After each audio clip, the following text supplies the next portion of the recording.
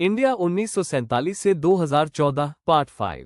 मई 1998 में भारत ने राजस्थान के पोखरण रेगिस्तान में 5 भूमिगत परमाणु परीक्षण किए, जो 1974 में हुए अपने पहले परमाणु परीक्षण ऑपरेशन स्माइलिंग बुद्धा के 24 साल बाद था।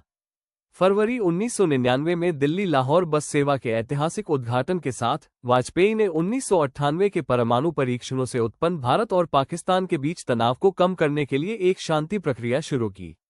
लेकिन मई 1999 में एनडीए की घटक दल एआईएडीएमके ने एनडीए से समर्थन वापस ले लिया। इस तरह 13 महीने बाद गठबंधन सरकार से जयललिता की एआईएडीएमके पार्टी ने समर्थन वापस ले लिया और 17 अप्रैल 1999 को एनडीए सरकार गिर गई और अक्टूबर 1999 में फिर से लोकसभा चुनाव हुए।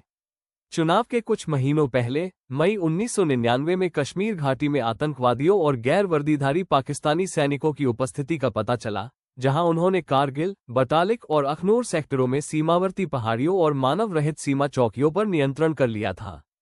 पाकिस्तान के तत्कालीन प्रेसिडेंट जनरल परवेज मुशर्रफ ने भारतीय प्रधानमंत्री अटल बिहारी वाजपेयी को बहुत बड़ा धोखा दिया। जब अटल बिहारी वाजपेयी ने शांति स्थापित करने के लिए दिल्ली से लाहौर की बस सेवा शुरू करी थी, तब परवेज मुशर्रफ ने भारत में आतंकवादी भेजना शुरू किया था, जिसका जवाब भारत सरकार ने ऑपरेशन विजय के रूप में दिया। कारगिल क्षेत्र में पाकिस्तानी घुसपैठ के जवाब में भारतीय सेना ने मई 1999 में ऑपरेशन विजय शुरू किया था। इसका मुख्य लक्ष्य नियंत्रण रेखा पर पाकिस्तानी सेना द्वारा कब्जा किए गए रणनीतिक ठिकानों, खासकर पर्वत चोटियों को फिर से हासिल करना था। भारतीय वायुसेना ने दुश्मन के ठिकानों पर हवाई हमले करते हुए भारतीय सेवा को मदद करने के लिए ऑपरेशन सफेद सागर शुरू किया। भारतीय सैनिकों को आगे बढ़ने के दौरान कठोर मौसम का सामना करना पड़ा। कुछ सबसे महत्वपूर्ण लड़ाइयों में टाइगर हिल, तोलोलिंग और अन्य रणनीतिक चोटियों पर फिर से कब्जा करना शामिल था। ये संघर्ष मई से जुलाई 1999 तक चला, जिसका समापन भारतीय क्षेत्र से पाकिस्तानी सेना के पूर्ण निष्कासन के साथ हुआ। ऑपरेशन विजय के परिणामस्वरूप भारत को निर्णायक जीत मिली। सभी कब्जे वाले क्षेत्रों पर फिर से भारतीय सेना ने कब्जा कर लिया और कारगिल क्षेत्र पर भारतीय नियंत्रण बहाल हो गया।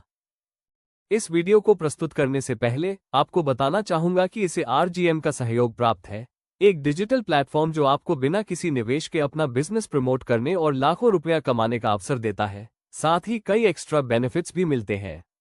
चलिए अब अपने मुख्य टॉपिक पर आते हैं। कारगिल युद्ध का फायदा प्रधानमंत्री वाजपेयी को 2 महीने बाद होने वाले लोकसभा चुनाव में मिला।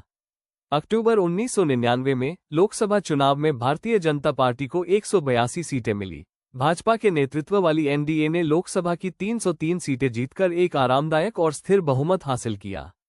13 अक्टूबर 1999 को वाजपेयी ने तीसरी बार भारत के प्रधानमंत्री के रूप में शपथ ली। दूसरी और तीसरी टर्म मिलाकर अटल बिहारी वाजपेयी 19 मार्च 1998 से लेकर 22 मई 2004 तक, मतलब 6 साल से भी ज्यादा, प्रधानमंत्री पद पर रहे, जिस दौरान भारत ने बहुत सारी कठिनाइयों का सामना किया, जिसका विवरण आगे प्रस्तुत है।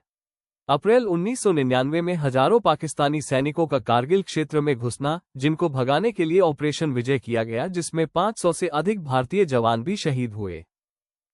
24 दिसंबर 1999 को हरकत उल मुजाहिदीन के 5 आतंकवादियों के द्वारा भारत की फ्लाइट IC 814 को काठमांडू, नेपाल से हाईजैक करके अफगानिस्तान ले जाया गया। कई दिनों की बातचीत के बाद भारत सरकार ने विमान यात्रियों को सलामती से मुक्त करवाने के बदले में भारत की जेल में बंद 3 बड़े पाकिस्तानी आतंकवादी अहमद उमर सईद शेख, मौलाना मसूद अजहर और मुश्ताक अहमद जरगर को छोड़ दिया। 1 अक्टूबर 2001 को 3 पाकिस्तानी आतंकवादियों के द्वारा जम्मू कश्मीर विधानसभा पर बारूद से भरी कार ले जाकर किया गया हमला, जिसमें 38 लोगों की जान गई और तीनों आतंकवादी भी मर गए। 13 दिसंबर 2001 को 5 पाकिस्तानी आतंकवादियों के द्वारा भारतीय संसद पर हमला। संसद में स्थित सैकड़ों नेताओं को बचाने के लिए जो पुलिस कार्यवाही हुई, उसमें 8 जवान शहीद हो गए और सभी आतंकवादी मार गिराए गए। 27 फरवरी 2002 को गुजरात में गोधरा के पास साबरमती एक्सप्रेस ट्रेन के कोच S6 में आग लगना, जिसमें 60 लोगों की जलने से मृत्यु हो गई। इस घटना के तुरंत बाद गुजरात में अलग अलग जगह पर अलग अलग समय पर कौमी दंगे भड़क गए, जिसमें आने वाले 3 महीने में 2000 से ज्यादा लोगों की हत्या हुई, जिसमें ज्यादातर मुस्लिम थे। इंडिया 1947 से 2014 वीडियो सीरीज का 5वां पार्ट समाप्त हुआ। 6ठा पार्ट जल्द ही पेश किया जाएगा। तब तक के लिए बने रहिए हमारे साथ। Thanks for watching. यदि इस वीडियो ने कोई विचार या भावना आपके भीतर छोड़ी हो तो कृपया सब्सक्राइब करें और इसे उन लोगों तक पहुंचाएं जो सतह नहीं, सार्थकता की तलाश में है।